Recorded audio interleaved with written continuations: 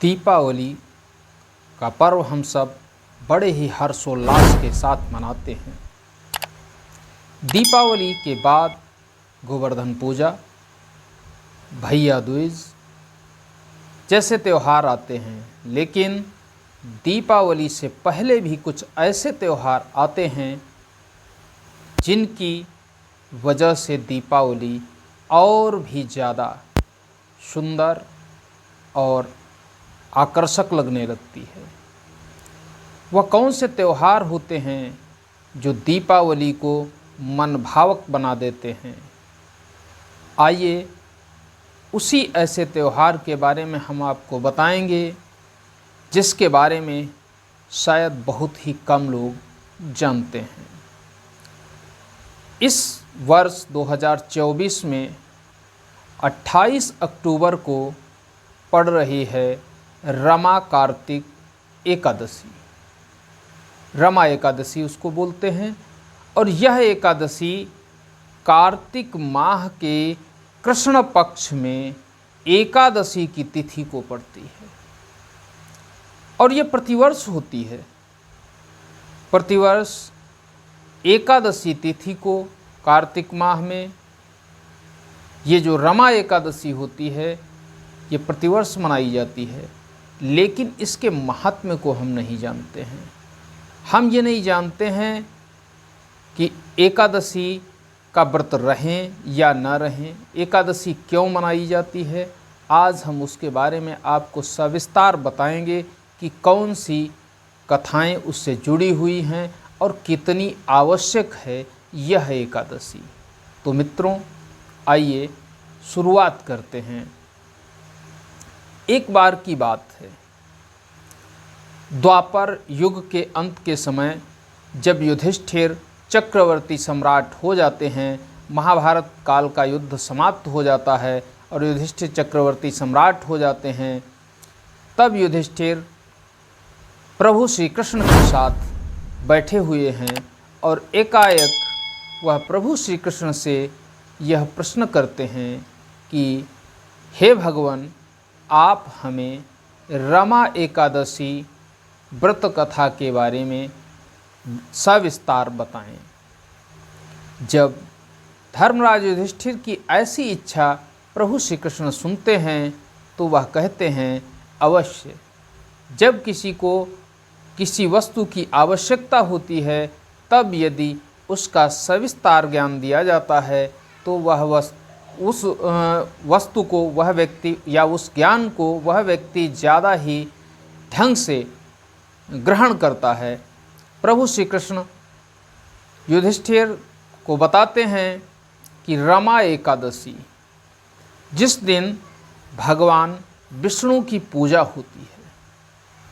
क्यों होती है भगवान विष्णु की पूजा, उसका भी प्रावधान है। तो भगवान श्री कृष्ण कहते हैं कि इस धरती पर मुचकुंद नाम के एक प्रतापी शासक राज्य किया करते थे।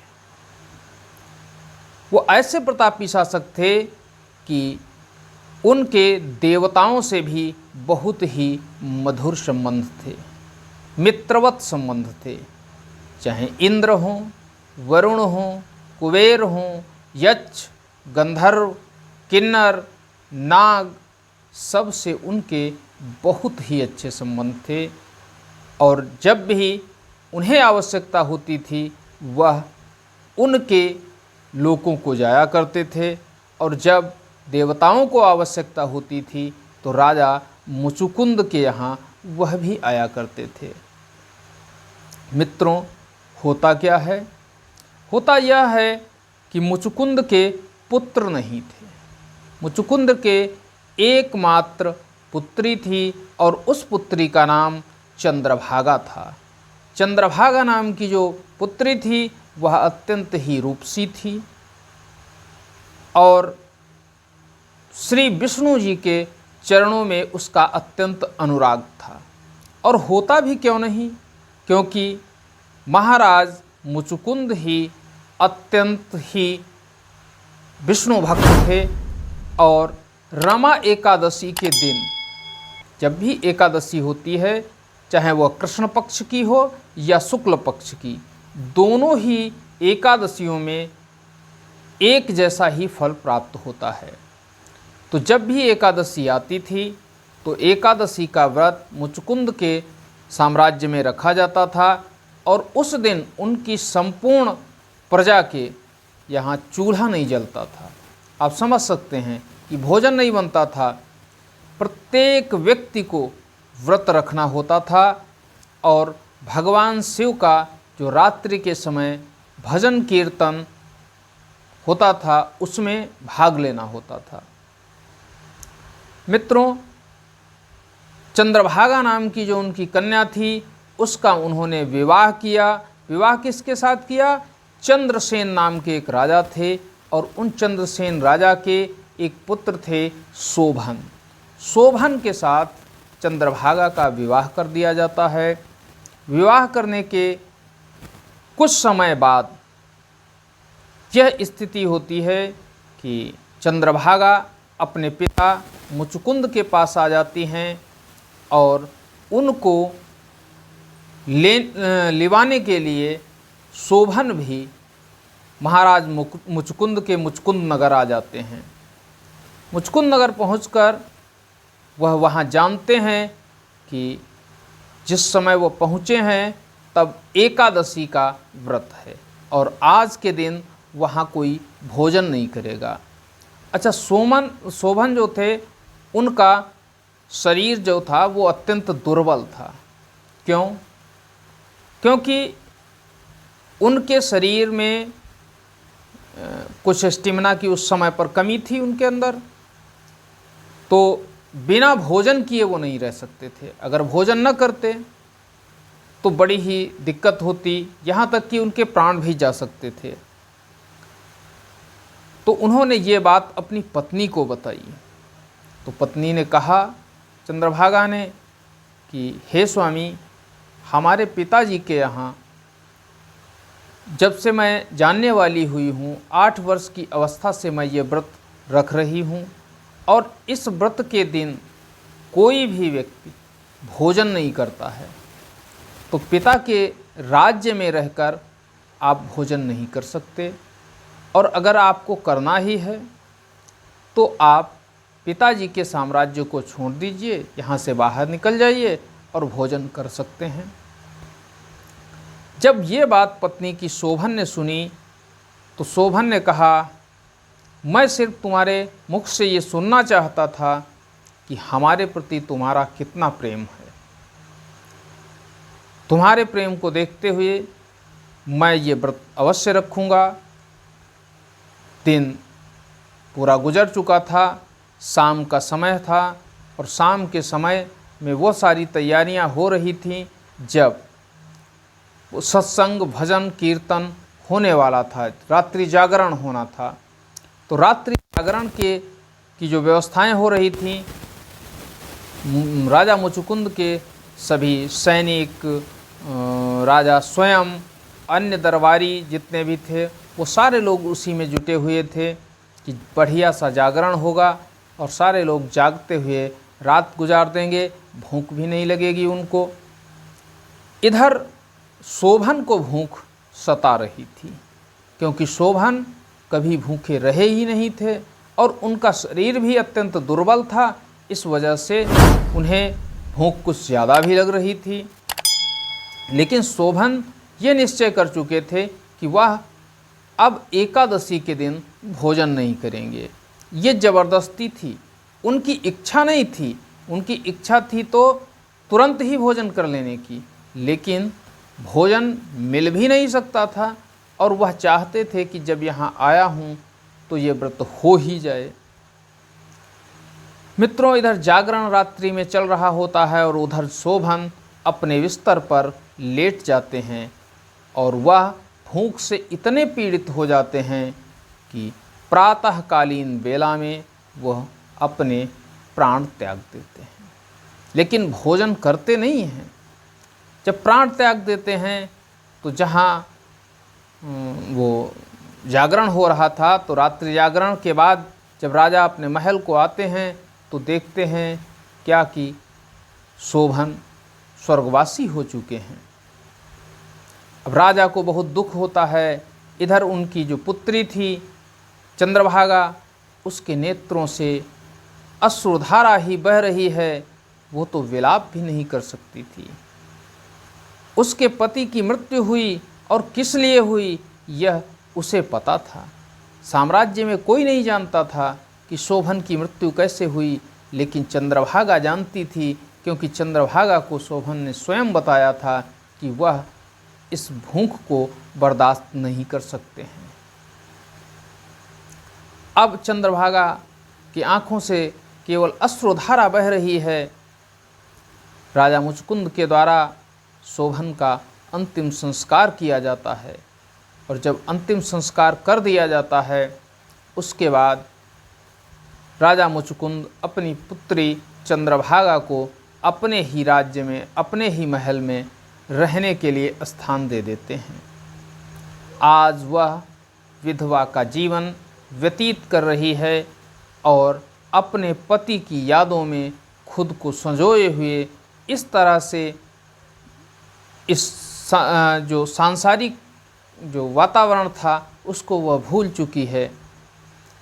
उसे भी अपने पति की याद आ रही है, लेकिन अब तो कुछ होने वाला नहीं था, क्योंकि पति की तो मृत्यु हो चुकी थी।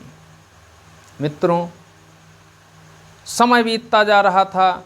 इसी बीच मुचकुंद नगर का ही एक ब्राह्मण मदराचल पर्वत की तरफ प्रस्थान करता है।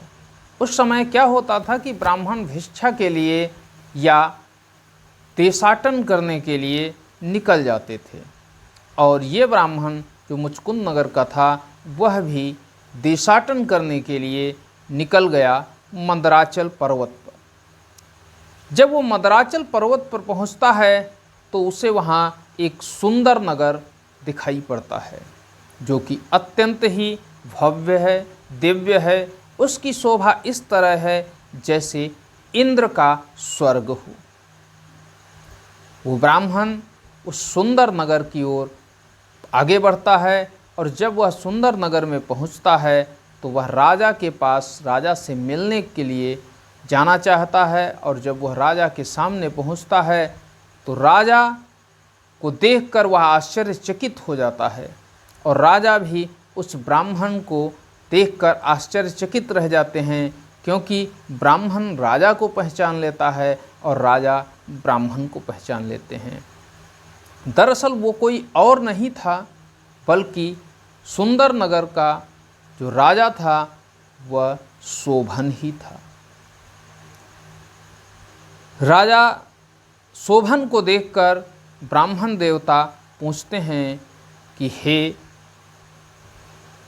राजन, आपकी तो मृत्यु हो चुकी थी और आप यहाँ साम्राज्य देख रहे हैं, इतना अच्छा साम्राज्य है आपका। आपकी पत्नी आपकी विरह में किस तरह व्याकुल है, वह इस सांसारिक बंधनों को छोड़ चुकी है, वह एकाकी जीवन व्यतीत कर रही है। जब अपनी पत्नी चंद्रभागा की इस तरह की विरह वेदना को सुनते हैं शोभन, तो वो व्याकुल हो जाते हैं और उस ब्राह्मण से कहते हैं कि हे विप्रदेव, आप जो कुछ देख रहे हैं वह सत्य है। यह सुंदर नगर साम्राज्य मेरा ही है, लेकिन यह अस्थाई साम्राज्य नहीं है, यह अस्थाई है। उसका भी एक कारण है।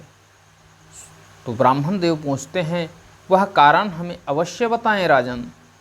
तब शोभन कहते हैं कि हे विप्रदेव, ये अस्थाई इसलिए है कि रमा एकादशी के दिन मैंने भोजन नहीं किया और मेरी मृत्यु हो गई थी।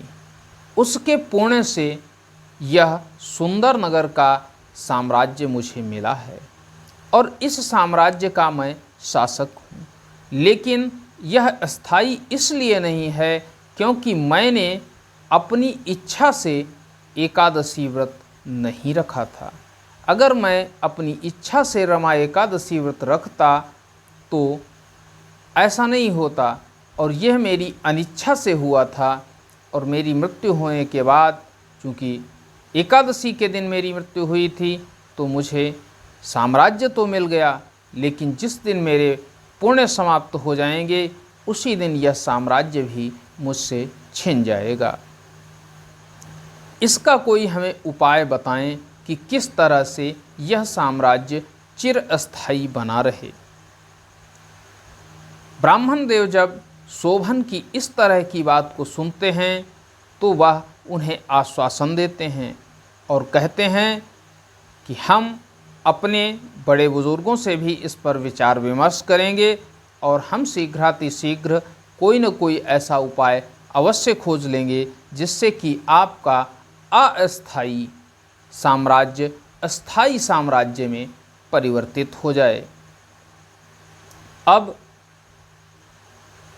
वो ब्राह्मण देवता वहाँ से निकल लेते हैं और वहाँ से निकलकर अपने साम्राज्य, जो कि महाराज मुचुकुंद का साम्राज्य था, उसमें प्रवेश करते हैं और मुचुकुंद नगर आकर रानी चंद्रभागा को वह सारा वृत्तांत बताते हैं।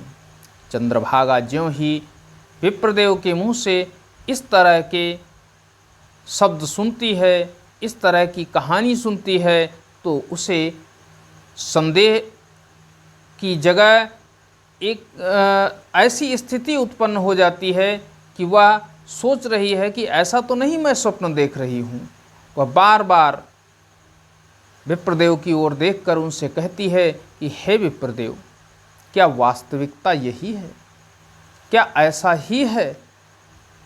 और मेरा मन कह रहा है कि आप अपने मुख से कह दें कि हाँ, ये सत्य है, मेरे पतिदेव शोभन जीवित हैं और वह सुंदर नगर के शासक हैं। तब विप्रवर कहते हैं कि हे देवी, मैं जो कुछ भी कह रहा हूँ वह अक्षरशः सत्य है। मेरे द्वारा कहे गए एक भी शब्द में कोई भी झूठ का समावेश नहीं है। इसलिए आप अपने पतिदेव से मिलें, उन्हें भी तुम्हारी आवश्यकता है। चंद्रभागा ने पूछा, हे विप्रवर, मेरी क्या उन्हें आवश्यकता है? तब उन ब्राह्मण देवता ने बताया कि हे देवी, वह जिस साम्राज्य के शासक हैं सुंदर नगर के, वह इंद्र के साम्राज्य स्वर्ग जैसा है, उसमें कोई कमी नहीं है, स्वर्ण जड़ित महल हैं उसके पास, लेकिन समस्या इस बात की है कि वह चिरस्थायी न होकर के अस्थायी साम्राज्य है। और उसका कारण है महाराज शोभन के छोटे पुण्य, क्योंकि उनके पास पुण्य की कोई बड़ी पूंजी नहीं है। और मैं जहाँ तक जानता हूँ कि 8 वर्ष की अवस्था से तुमने रमा एकादशी का व्रत रखा है, और जब एकादशी का व्रत 8 वर्ष से लेकर आज तक तुमने रखा है, तुम्हारे पास पुण्यों का अत्यधिक संचय है। यदि तुम वहाँ पहुँच जाओ तो स्वाभाविक है कि वह सुंदर नगर चिरस्थायी साम्राज्य बन जाएगा। जो ही ब्राह्मण देवता के इस विकल्प को सुनती है चंद्रभागा, वह तुरंत ही अपने पति से मिलने के लिए प्रस्थान करती है। ब्राह्मण देवता चंद्रभागा को लेकर के निकल लेते हैं और रास्ते में वह एक आश्रम पड़ता है, जिस आश्रम पर ऋषि वामदेव विराजमान हैं। क्योंकि वह उन्हीं का आश्रम है, तो वह ब्राह्मण देव ऋषि वामदेव के आश्रम पर चंद्रभागा को ले जाते हैं और ऋषि वामदेव को सारी स्थिति के बारे में बताते हैं। जब संपूर्ण स्थिति ऋषि वामदेव समझ लेते हैं, तब वह वेद मंत्रोच्चारों के द्वारा चंद्रभागा को दिव्य रूप प्रदान कर देते हैं। चंद्रभागा को जब दिव्य रूप प्रदान हो जाता है, तब चंद्रभागा अपने पति शोभन के पास पहुंच जाती है। और जब शोभन और चंद्रभागा एक दूसरे को देखते हैं तो इतने भावुक हो जाते हैं कि दोनों के मुख से शब्द ही नहीं निकल रहे थे, केवल एक दूसरे को एकटक देखे जा रहे थे। कुछ क्षणों के बाद जब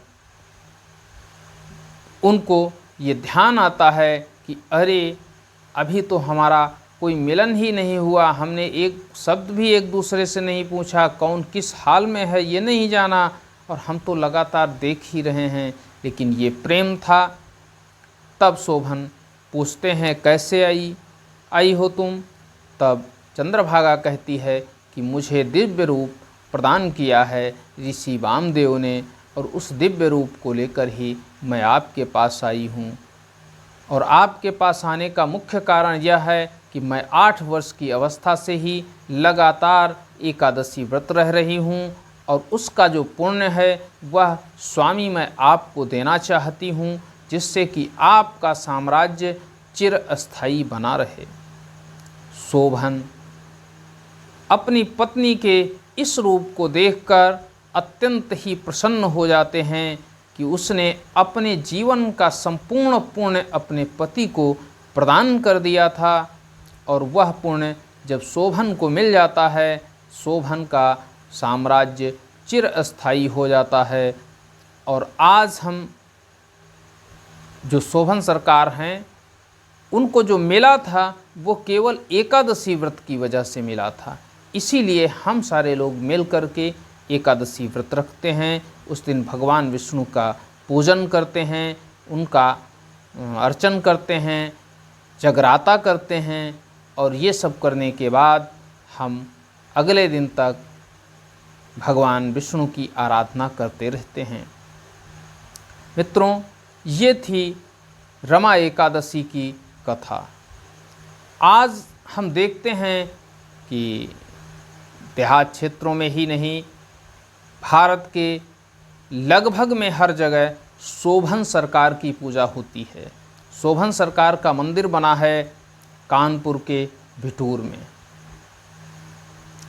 शोभन सरकार वही शोभन सरकार हैं जो शोभन मुचुकुंद के दामाद थे, और एकादशी के दिन जिनकी मृत्यु हुई थी।